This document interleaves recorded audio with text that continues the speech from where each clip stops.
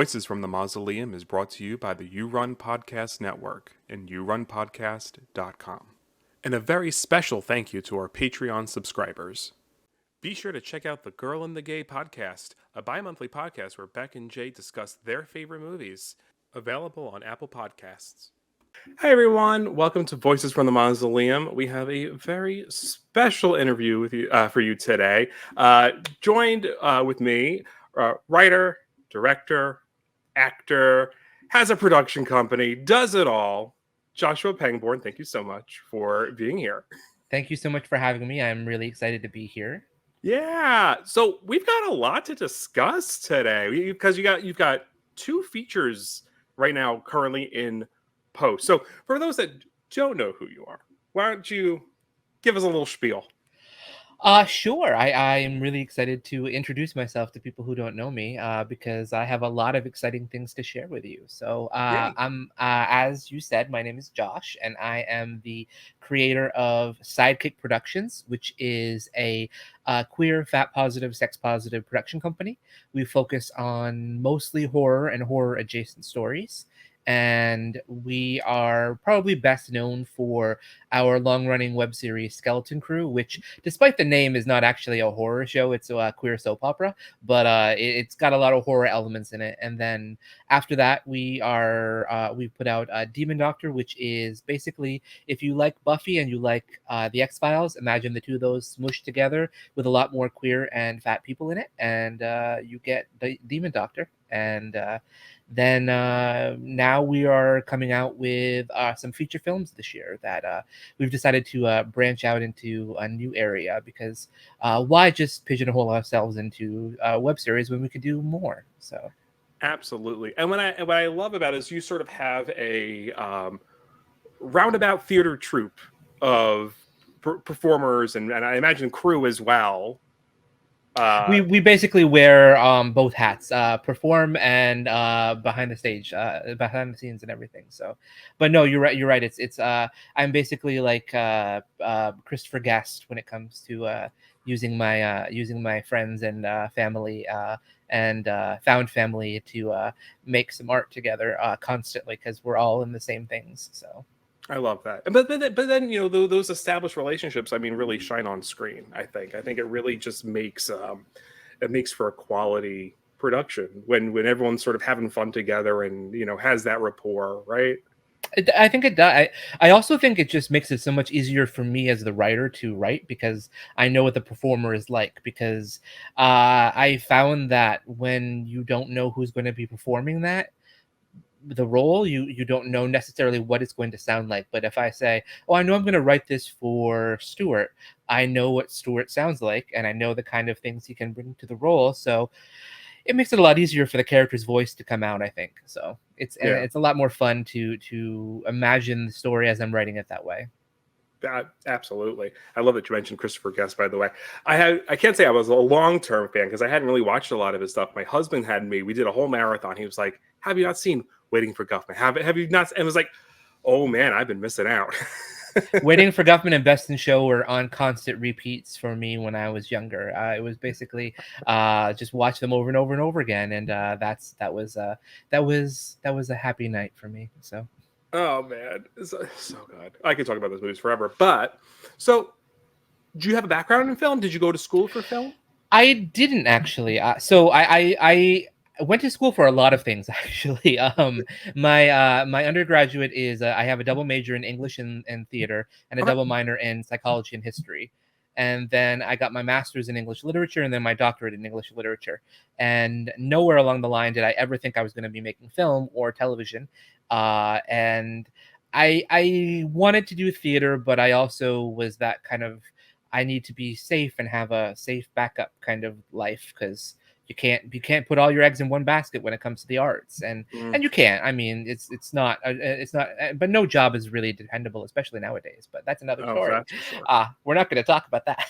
So I did theater, and so I founded a theater company. Sidekick Production started as a theater company, and I just got really tired of making theater in New York City and no one coming to see it because everyone else is putting on theater at the exact same time that you are. And you have all these friends, but they're all actors, so they're all doing their own shows, and no one can ever come and see you. So you're doing all these hours of work and preparation and rehearsal, and there's 30 people who see it over the course of 3 or 4 shows. And that's great. I mean, it's always nice to have people see your work, but it was not. It felt like it wasn't enough for the people that put in the effort to just get that back, basically. Right. So I was like, you know what? Let's try something I've never done before.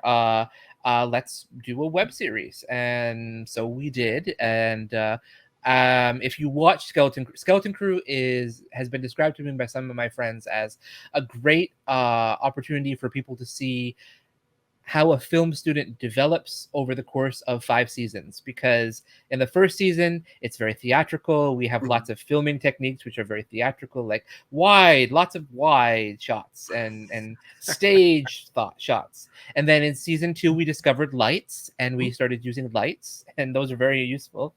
And then as we go along we learn more and more about it, until now we're doing really, really, I think, awesome things. I mean, our full-length musical episode that came out in season 5 with 15 original songs, dueling pianos, which you can stream on Spotify or anywhere you get music, is such a I can't imagine doing that almost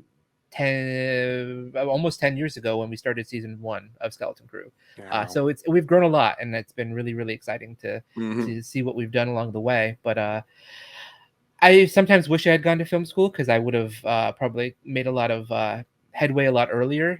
But at the same time, it was fun learning the process on my own, I guess. Well, alongside all of my friends and crew members for Sidekick Productions. But listen, you never know where your path is going to take you. I started in film school, got my film degree, did a little bit of stuff, went back to school, got my master's in social work, became a therapist, and now I'm doing YouTube stuff again. So it's just, you really never, just wherever your passion takes you, right? But if art is your passion, you're never gonna be able to stay away from it, I think. So yeah. And whether it's a job or not a job or a hobby, right? It's always a part of you. yeah, exactly.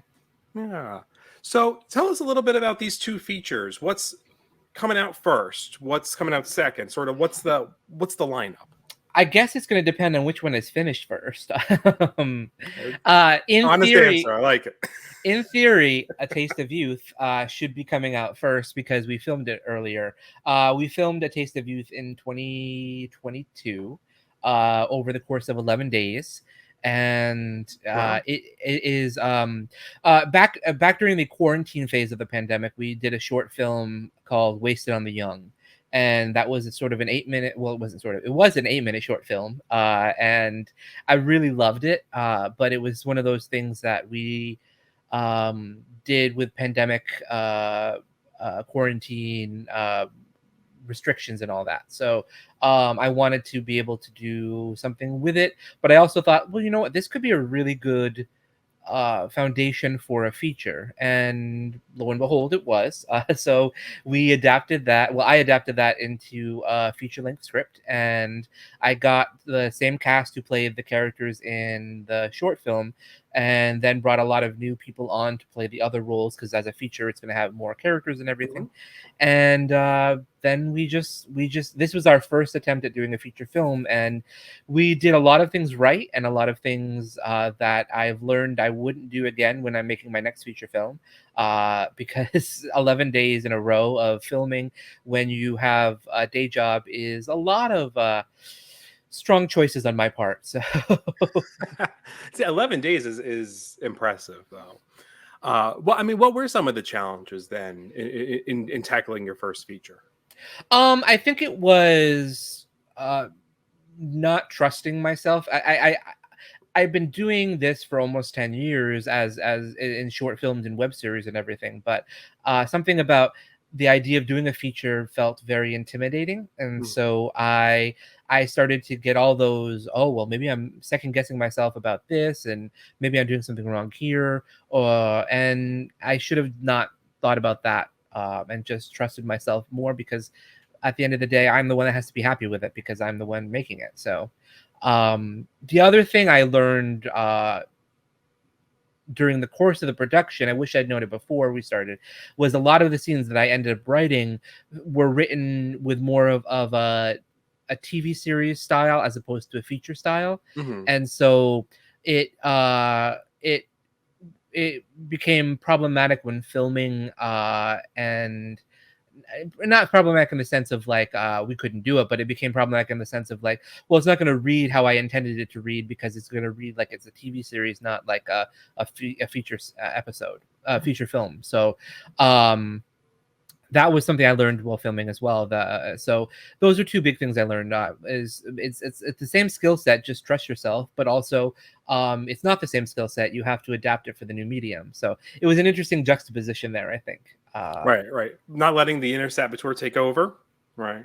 Not to borrow from Rue, Paul, but you know. We should. I mean, Rue knows what she's talking about. So, But not letting the inner saboteur take over, but then also, like you said, like adapting and not taking that, sounds like not taking it sort of like a slight on your own skills, right? Because I think mhm. sometimes when we feel like a fish out of water, right? Like it almost feels like, am I not good enough for what I'm doing? Or, No, 100%. I think that I think it's very easy to uh doubt yourself when you're trying something new, and I'm lucky I had people around me who were very, very supportive and made sure that I didn't. I also learned that I also, something that I don't regret, but I think that I could think of differently now, Mhm. is I threw a lot more money at it because I thought it had to have more money to make it more impressive as a feature film than what I was doing with other things I've done.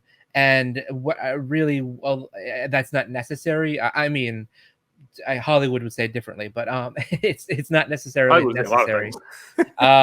things. It's not necessary to um, you can't buy your way out of solving problems and things like that Mhm. with independent films. I think it's gonna look good if you've got a good story and a good camera person and a good lighting, and that's what matters at the end of the day. Right, right. I mean, where Hollywood throws around money, it's time, it's resources, it's people, it's right. It's sort of like, if you have people who are passionate and love what they're doing, that's going to shine through no matter what. Yeah. You know. So, what was the most fun part about filming Taste of Youth? You were talking about challenges, but what was the good stuff? Filming it in 11 days. I mean, I got to live 11 days of just filming and making a movie, and that was just really, really cool. Yeah. It was exhausting because I was the star, and I was also, well, I was a co-star, and I was also the co-director of the film. So my day didn't end when the set wrapped up and everything. I had to bring all the equipment home, Hmm. prepare for the shots for the next day. So I had a good 2 to 3 hours of more work after everyone else got to wrap up and go home, and that's okay because I really love it. I really love making movies, and I really love acting, and I really love pretty much every part of making movies, even the part that people groan about, with all the work that's involved, because it's just so much fun. So I would say that that was probably the best aspect of it, was making the movie itself and being there doing it. So. Yeah, absolutely. What is it like, sort of being a co-director and also starring in it? What's that duality like on set? So normally I direct everything that I do, and I don't have an official co-director. But again, this is something I wanted to try differently for the future. I brought on a co-director because I was in so much of the movie. And I wanted to make sure that I didn't that I had another set of eyes watching and directing and developing alongside me. And that was when you were, I mean, working with Nakia, so who is an amazing musician and performer. For those who don't know Nakia, he was on season 1 of The Voice, so he's been around the block, and he knows a lot of things when it comes to the entertainment industry. And so having him there, it was very easy to just work off one another. He knew what I wanted from the movie. He'd been there for Wasted on the Young with the scoring of it, so he knew what I was looking for, and we knew how to carry it into the next phase, in the feature phase. So. Great, great. And so with that film, so you had the duality of the acting and the directing and having that extra set of eyes. what sort of what else did you love about sort of like working with the cast, or what were some of the what I guess what did other people bring in, I guess, to the production, I guess is what I'm asking. I mean, the people who I'd worked with before brought in so much love and joy. I mean, anytime we work together, it's always that. I mean, that's why I still work with them, because they're people that I really love working with. I mean, Mark Eugene Garcia, who was the star of the movie, he plays Mateo, my husband, and he is just such joy on set. He's so much even when he's exhausted, he's bringing so much life and energy and fun. Yeah. And we brought Catalan on, who was our DP. Catalan is a brilliant DP because he just turns anything. I tell him this is what I want to see, and he just makes it happen. And he makes it happen really, really well. And he brought on. It was really exciting because we got to work with 3 cameras for the first time at the same time, which Wow. was hell in editing, but also really, really useful in editing, because I it also saved a lot of time when it came to filming, because we had 3 cameras, we didn't have to do second setups and everything like that. So I mean, so we had people who brought in new equipment, we had some new faces that came on that I hadn't worked with before, that are just all they were just natural fits for the cast and the company. Alvin Benjamin Christmas is one, for example, of that. We had just everyone just had so much fun. I mean, we all knew we were making something special. This was the first feature film for Sidekick Productions. Some of these people I've been working with since 2015, and we were all just really excited to be leveling up our game in some ways, and going from something that we do for YouTube, which is great, and our channel is wonderful, and I'm very, very happy to have our channel and all the people who watch us. But this is something that we think maybe could be even the next step for that. So I guess everyone just brought so much love and joy to it. No one really was angry or tired at all. I mean, tired is no, we were all tired, but nobody was angry or frustrated. Because sometimes when you're doing these things, people can just get a little bit. But even one of the actresses got lost and misunderstood the directions to the shoot. And she was a good over 2 hours late. So we couldn't do anything, but we all just had a good time hanging around and chatting for 2 hours. It was a nice little break, a long break in the day, and it was good to have that. So I mean, everyone had just a good attitude and a good fun time with it. I can't think of anything that I would uh, wish hadn't happened, probably. That's awesome. Which is So hard, which is good to say, I think. that is great to say. I mean, it sounds like an amazing experience just all around, and sort of like the relationships and the bonds that have formed throughout. So let's talk about the story a little bit. So I know you said it was based on a short Mhm. that you had done, which you just said, but what sort of birthed the idea of this concept? So it came out of you probably have seen festivals that do like a 24-hour film festival or a 48-hour film festival. Mhm. You've probably seen those. During the pandemic, there was a group. I can't remember the name. I think it was Wicked Window Company or something like that.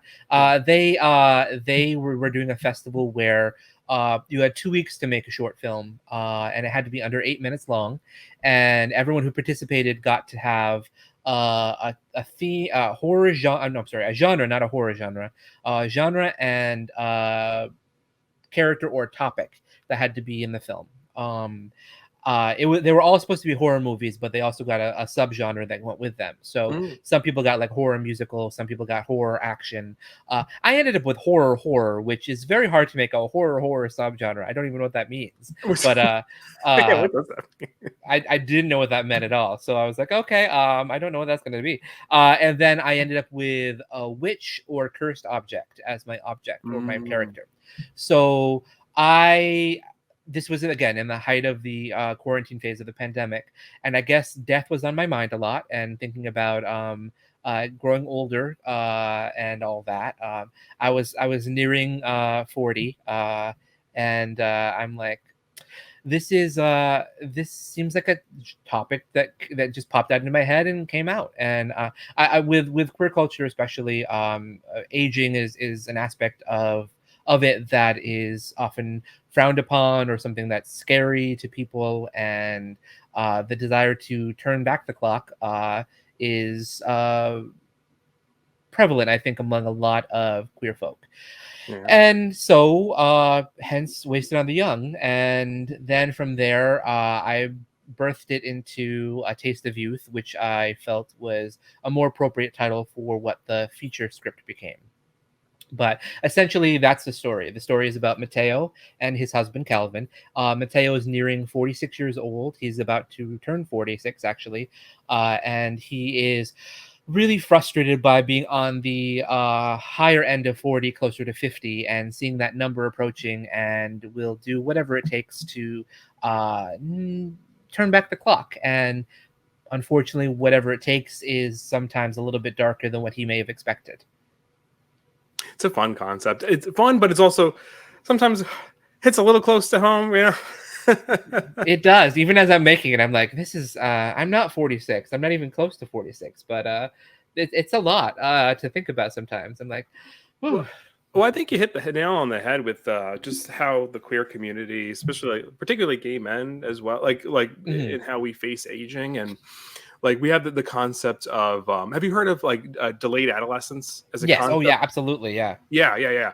I feel like that's such a core part of it, right? For people that don't know, so delayed adolescence is, for queer folks who might have spent a lot of time in the closet, particularly in their teens and early 20s, or if not, just a lot of queer folks don't get to necessarily experience normal adolescence the way that like heterosexual or cisgender counterparts might.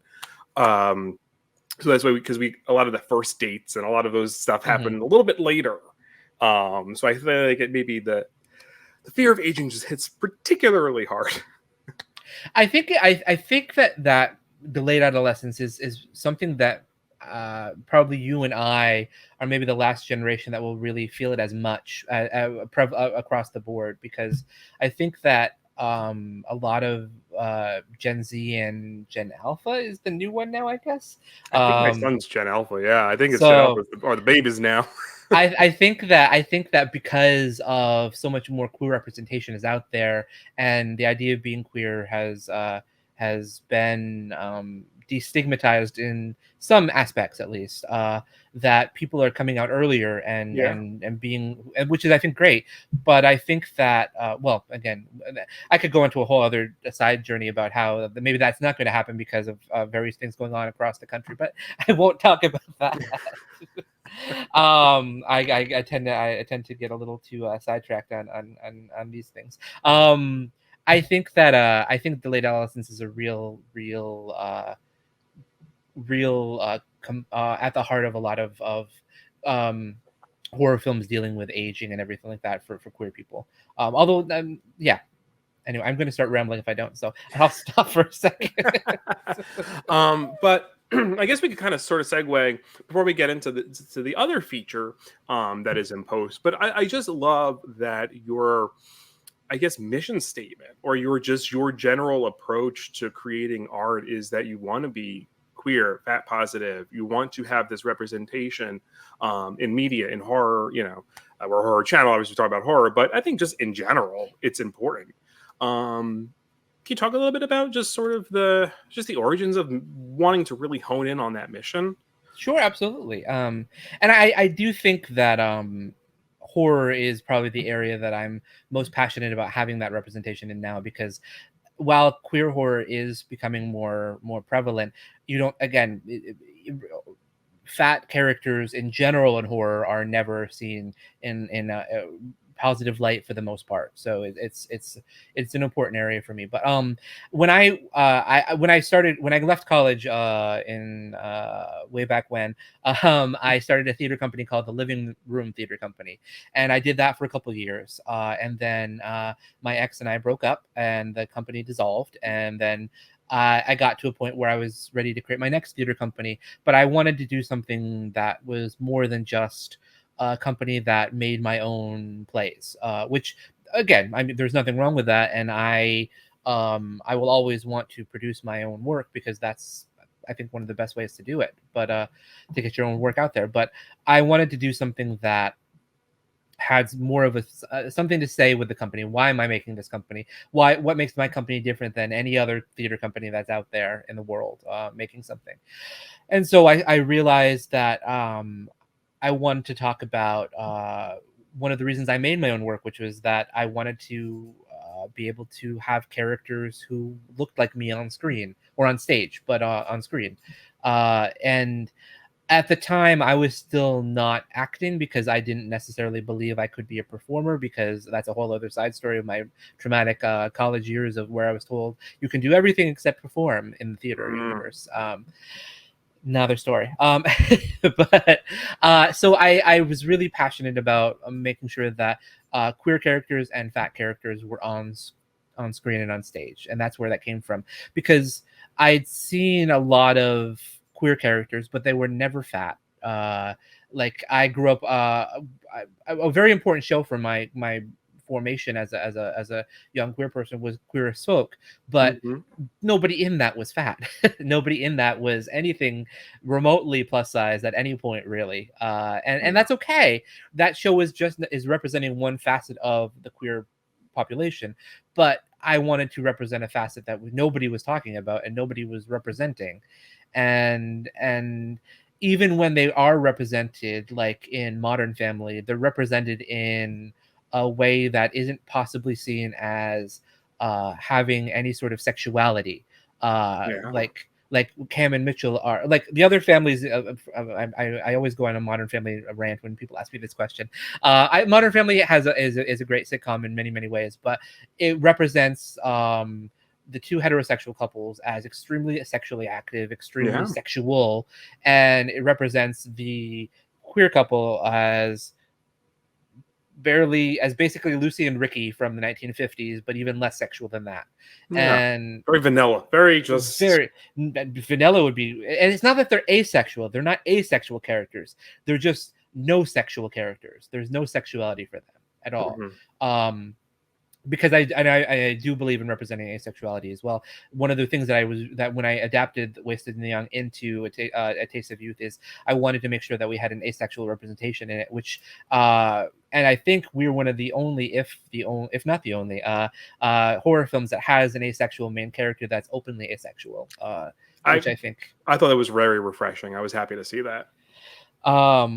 So all in all, I wanted to create a theater company and now a production company because that represented queer, fat, sex positive voices, because nobody else was doing that, and that's what I cared about. And maybe no one else was doing that because it's not an area that anybody wants. But I beg to differ with the fact that over 4 million people have tuned into my YouTube channel and do want to see that. So The so I desire is know, there. People want to see themselves. People want to yeah. see, even if it's not themselves, they want to see variety in characters and performers. And I mean, you see that with the people talking about Black Panther or Miss Marvel and the casting of, and Wonder Woman and all the young yeah, girls who you see on or Little Mermaid, all the young girls on the TikToks and everything. Who I sound so old now. The TikToks the in the TikToks that they record, yeah, that makes it pluralized properly. Then, but you see all of them talking about how great it is to see women that represent them on screen and all that.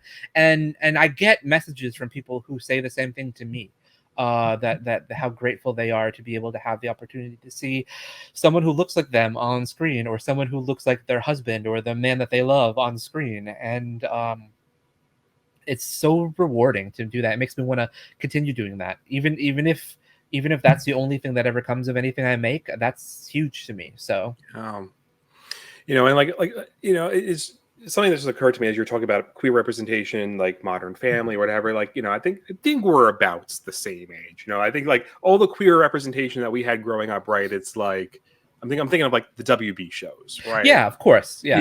And it's like Jack from Dawson's Creek. So right, and like, but then there's always like the one that always got me was gay meant you had to have a consequence, and that's the trope for many years, it's always a gay sad story. Mhm. You're either getting murdered or you're getting bashed or whatever. You're getting Or kicked out of HIV. HIV is always looming over you too. or So HIV, which, I mean, granted, yes, important stories to tell, but it can't just be those stories. I agree with you completely. Queer trauma is the only thing that ever seems to get mined in my mainstream media for any sort of story. I love Brokeback Mountain, but Brokeback Mountain is queer trauma up a million times a million. So I rarely, if ever, try to incorporate elements of classical queer trauma stories in what I do, because I almost never do any that the coming out story. I don't do that really. I don't do stories where, well, pretty much everybody and every character in my stories are always queer unless for some reason I forget that they aren't.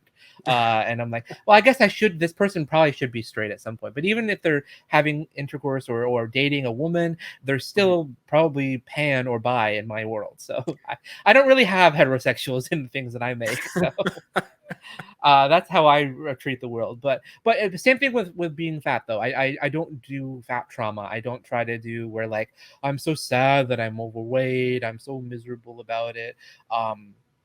Nothing that in this, when Mateo talks about wanting to be younger, he never really references wanting to be thinner. I He noticed that. That was interesting. I like that approach. And the only time that he mentions anything to do with abs is because he thinks that he's supposed to have them because that will get him a promotion. He doesn't do it any other reason, and he's clearly attracted to men who are not typical Mhm. queer men. So I wanted to make sure that was an element in there, that you didn't have to be thin to be young. So And I'm pretty sure the only body modification in that film that I'm thinking of like is more genital related. it is, yeah. And I wanted to do that because I wanted to show that even people who are quote unquote the more traditionally attractive queer folk are unhappy about themselves with something, and these people will do things to themselves to change themselves even Uh-huh. without any sort of magic or anything involved. So Yeah, no, powerful. I really like that addition to the storyline as well. So why don't we hop on over to our second film then? Let's talk about the yes, Brooklyn Butcher, yes. an anthology of sorts kind of film.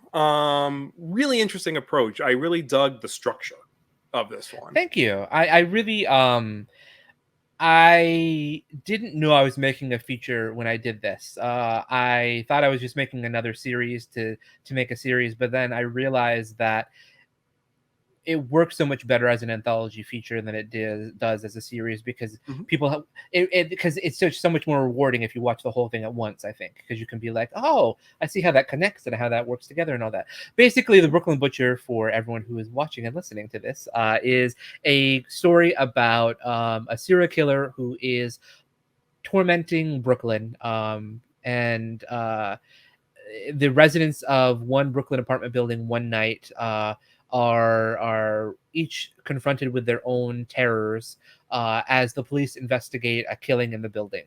There are 9 separate stories in the Brooklyn Butcher, and each takes place in a different apartment in the building, and Mhm. each is independent of the other, but also connected in an overall structure.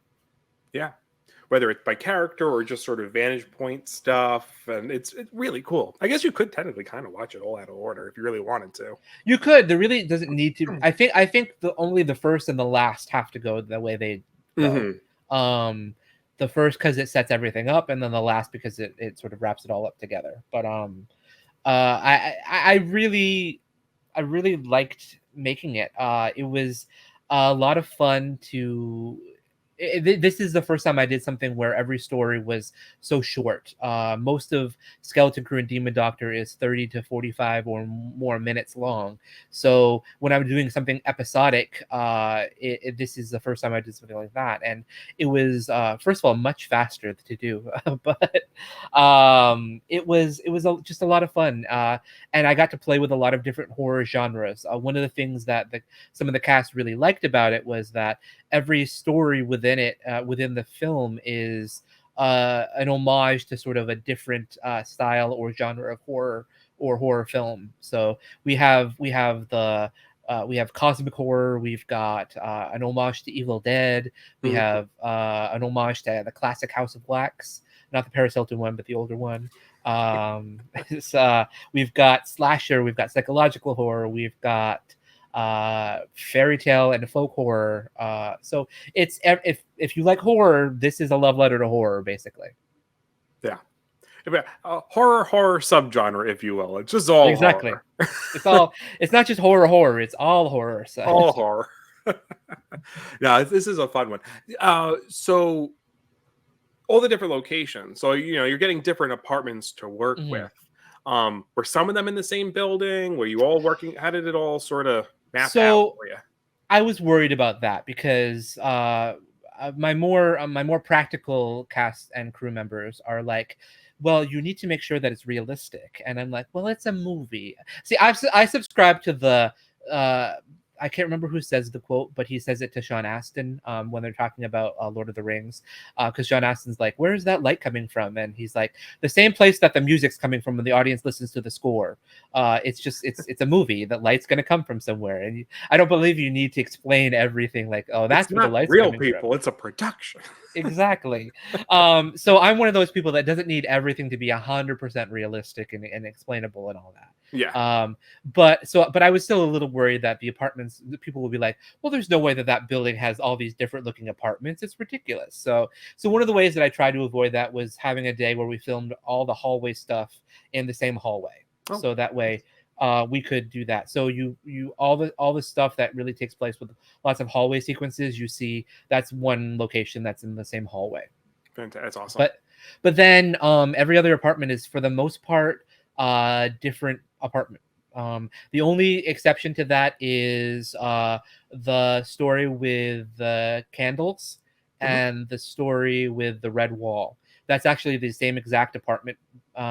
It's just two different rooms, two different sections of the apartment.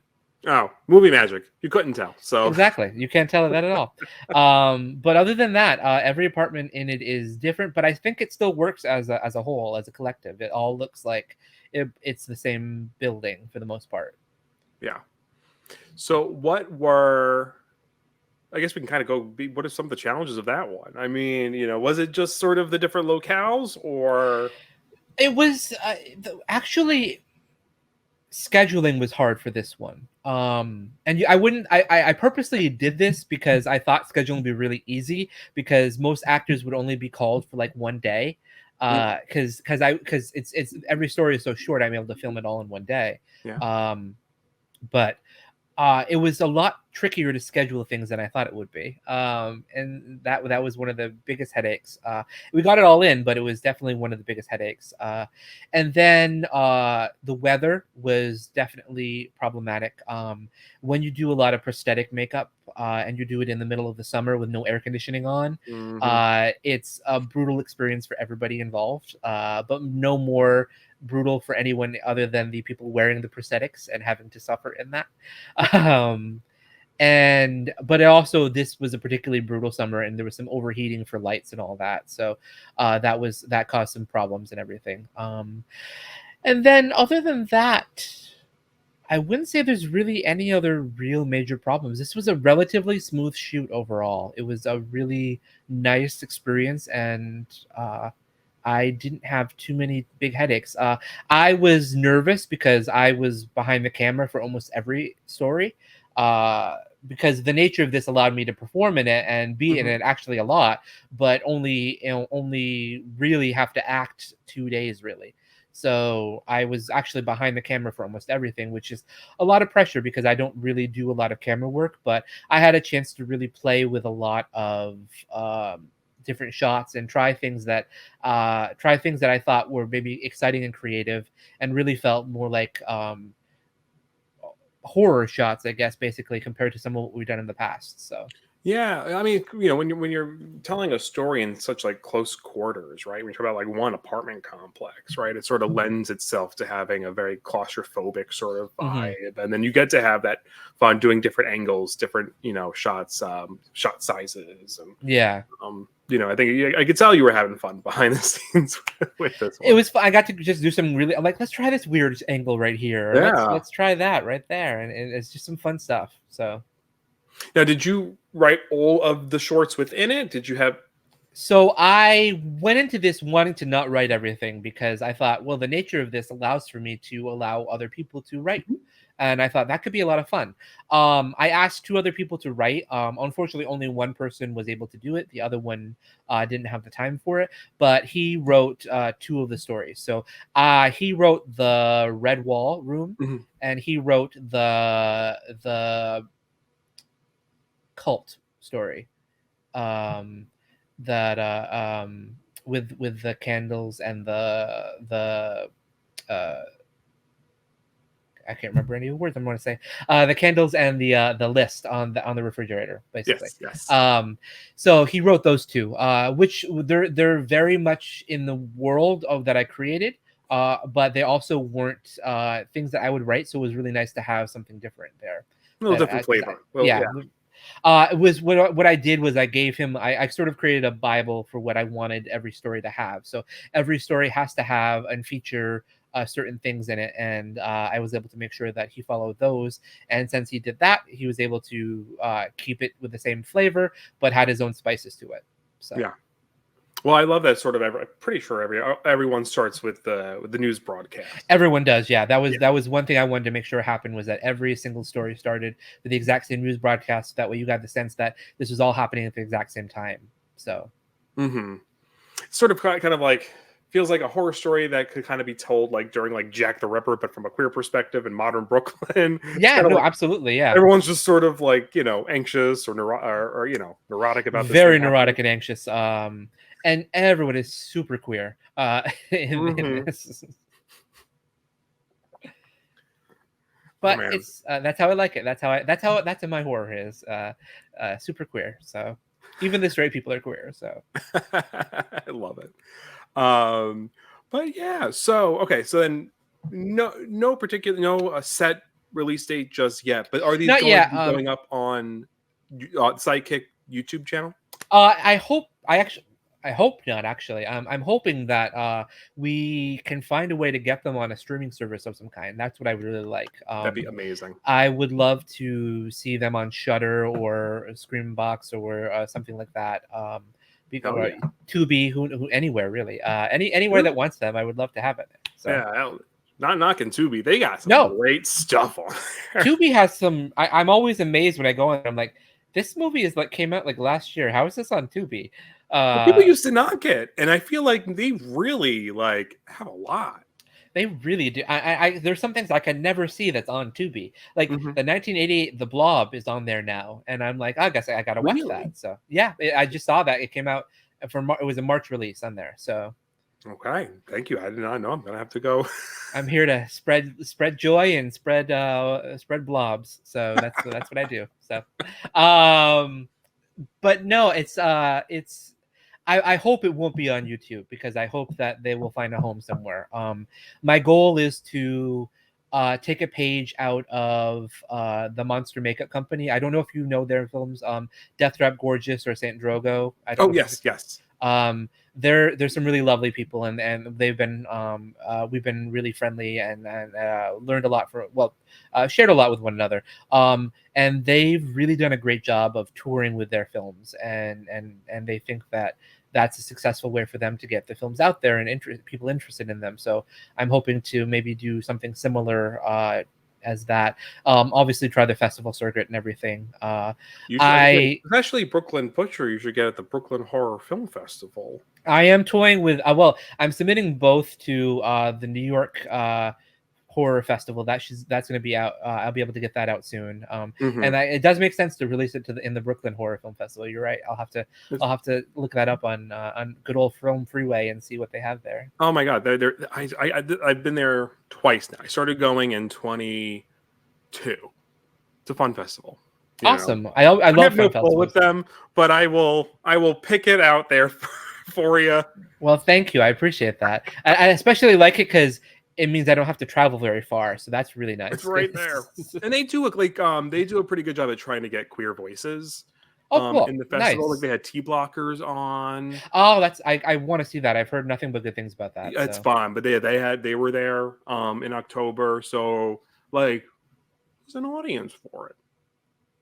And these films I think deserve so. it. They deserve sort of the festivals. They deserve a release, for I'm sure. hoping so.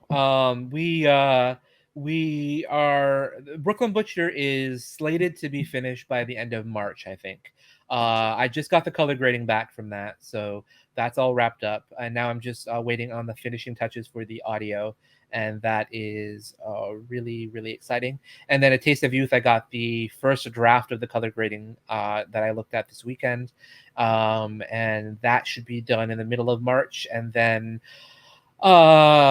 sound design and score for that are a little less solidified for dates, but I'm hoping that I will have something by the end of the month as well for that. So I'm excited. I'm thinking April is when things will be able to start being submitted to stuff and everything. So Yeah, I'm excited to see the finished products too, because you sent me sort of the pre grading, pre score. I mean, yes. but I sort of get a kick out of being able to see movies sort of, or what do they used to call it, like what, the assembly cut, or like sort of Yeah, the no, this is a slight. Both of them were slightly beyond the assembly cut phase, but yeah, before the finish phase. The picture lock phase, I guess, is what you call them. So, picture lock. Yeah. Right. Because there wasn't a lot of right. Because there was score. I used to the coloring wasn't. Doesn't matter to me. I enjoyed it. I had and the fun. mixing was not. Yeah, the mixing is all. Well, the mixing on A Taste of Youth is probably better than the mixing for Trying to remember. There Brooklyn were Butcher. some So, like slaps and stuff without the slaps. I'm trying to yeah, remember. Yeah, yeah. but That sounds about right. I try to put in for people when they're watching it. I try to put in placeholder audio effects and Foley and everything, but I am not a Foley artist by any means. For whatever, I have a lot of talents apparently when it comes to making films. Things related to the ears are not my talents though. So Foley can be fun though. When I was in film school, when I did like doors, like I had to do like car door noises for like mhm. slamming. I would just take the mic and just sort of time in. Oh yeah, no, of course. Blast. And there is the little Foley that I do when I get something right, I'm like, oh, this is so cool. I made it sound really good. You It feel sounds accomplished. yeah, it's really awesome. Yay. But it's not an area that I'm very good at, so I'm happy to turn it over to other folk. It's hard for me to ask for help, but that's an area I'm not afraid to ask for help in. So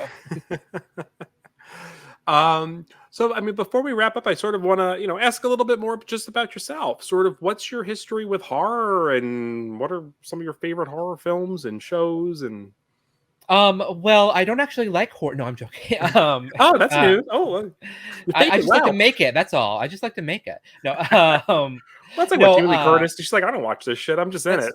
That's true. No, I know I love horror. I grew up on horror.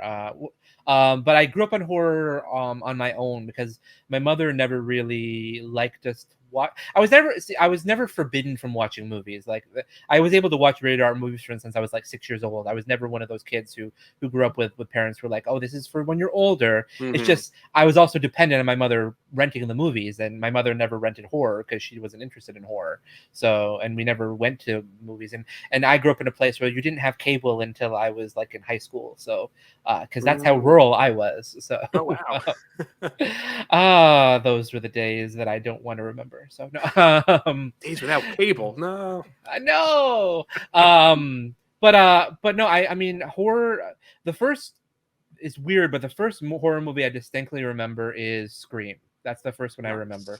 Nice. That's the one that I'm for whatever reason my mother did rent that one, and she immediately turned it off because she's like, "This isn't good. I don't want to watch this." But she's like, "You can watch it later. I don't want to watch it." So, and then I'm like, "Okay, cool. I'll watch it." And then I watched it like twice before she had to bring it back.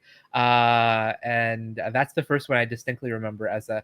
I would have been 13, I think, at the time. So, Yeah. um, and then and then after that I just started remembering I mean I just started watching lots and lots more horror. I mean I love body horror. I love I love horror comedies. I love campy horror. That's sort of the American Werewolf in London was always on Comedy Central when I was growing up, so I watched it all the time. I don't know why it was on Comedy Central all the time, but it was. It was. You're right. I remember that. It was always on, and I'm like, I don't know why this is on again, but I'll watch it. It's so much fun. They're like, we have the rights to it. We might as well use it. We're gonna kill this thing until it's dead. But I had no objection. I watched it. I enjoyed it a lot. I got into Stephen King as a reader, and so I watched his many of the adaptations, many of the painful ones and the good ones. It's all good in the end. I've yet to see the miniseries version of The Shining, but I tried tracking down a copy of it. I think they're re-releasing it at some point. I really liked the miniseries of The Shining with Steven Weber. Yeah. I really liked that. I thought it was really well done. I hadn't seen the Kubrick version at the time because I was young still when this happened. But it was really good. I really enjoyed it. I also really loved the Stephen King Needful Things miniseries. That was really something I enjoyed. Was that on? That wasn't the one that was on Sci-Fi. Maybe I'm thinking the. It was probably on. I think it was on Lifetime before that, or something like that. It was for like the late '80s, like CBS or NBC did a bunch of Stephen King miniseries because you had It, you had Needful Things, you had a couple of them, but whatever. I wouldn't say they're my favorite horror movies though, since you asked that question about that. I guess my favorite horror movies. I mean, it's probably the ones I watch all the time. So I mean, I love the Scream series. I really do. I really don't dislike any of them. I have ones that I enjoy more than others, but I really like all of them. I really very divisive. So you know. I'm aware. I know, but I enjoy them. I really love the Nightmare films. Yeah. I really love Child's Play. I'm a huge fan of Rosemary's Baby and Exorcist and Whatever Happened to Baby Jane. Well, I was gonna say there's the one short in Brooklyn Butcher that has a very Baby Jane vibe to it. And I was like, I think it was on Instagram. You and I were kind of talking about horror comedy and campiness, and I was like, yeah, this one's for people like us. I was watching. It is. I like this one. I love Shaun of the Dead. I love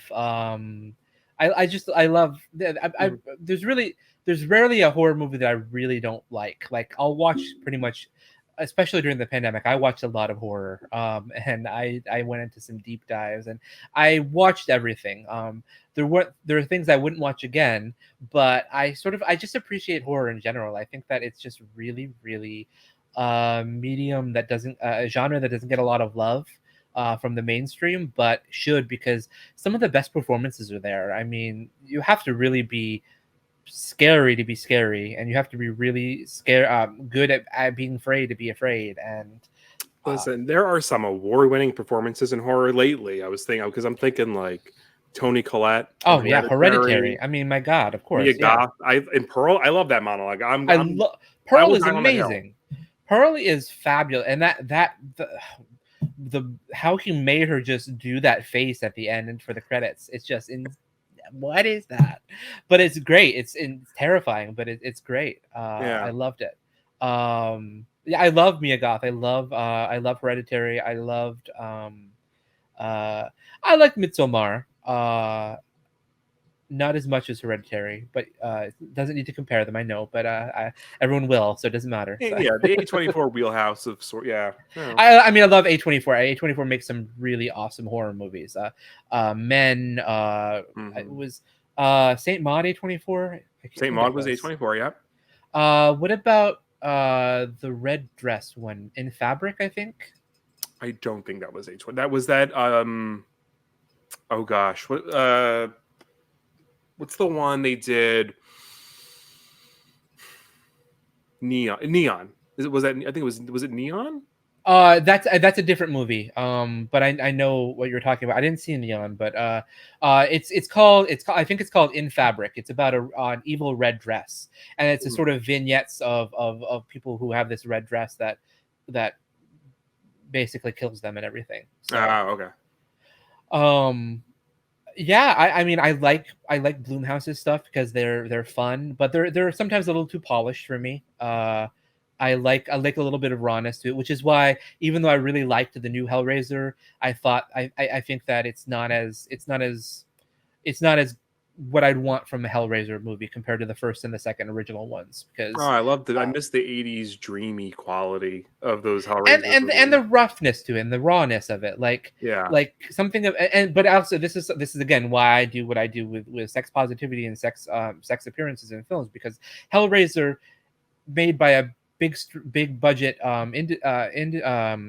company, sort of takes away the sex aspects of it. Like it's sort of like it's not sexy anymore or erotic or anything. It's there, but it's not. It's very subdued. It's more, Yeah, yeah, yeah. it's like a safe sexy, which is not at all fun anymore. But again, that's not to take away from the fact that I really enjoyed this new Hellraiser and everything. It was really really fun. But Yeah.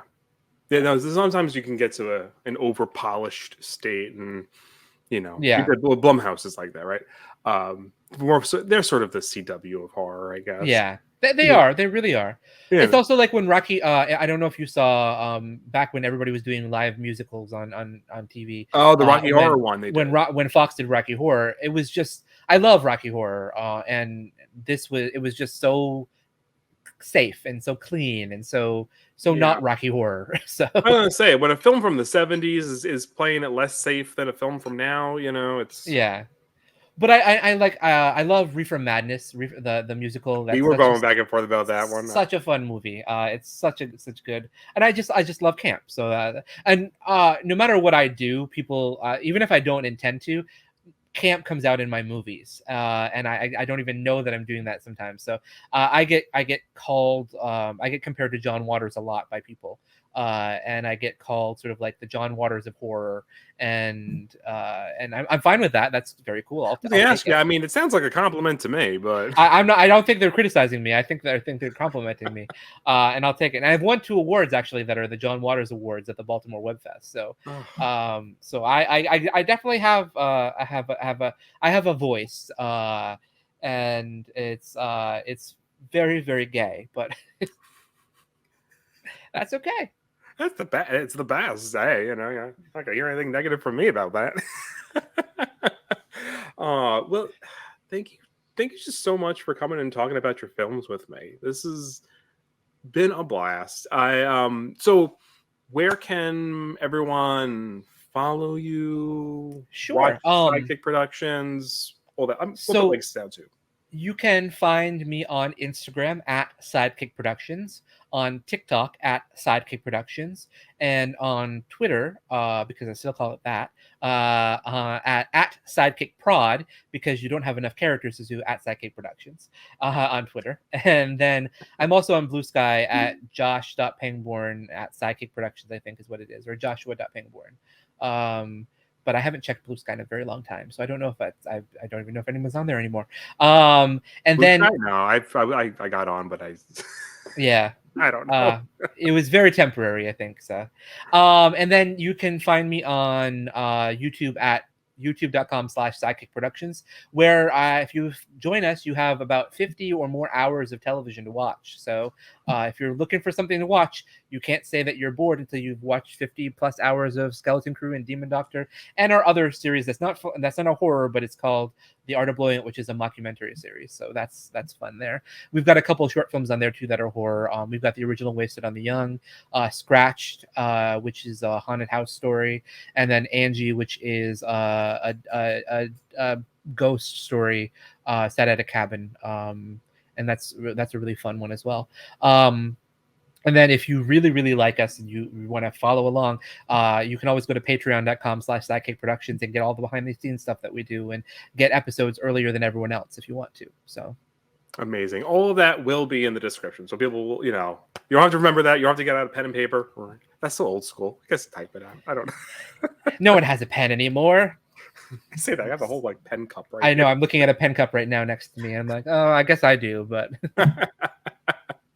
But thank you everyone for watching Voices from the Mausoleum. Be sure to check out Josh and Sidekick Productions, and we will see you again real soon. thank you.